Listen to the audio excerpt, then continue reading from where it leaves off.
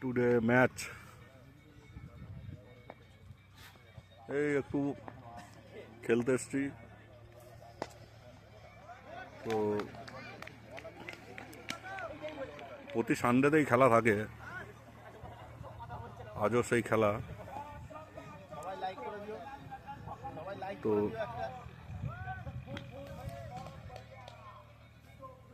এই হচ্ছে টিম, আমাদের টিম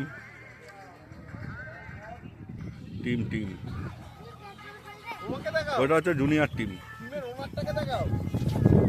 বাকি তো আমি তো আছি, ঠিক আছে।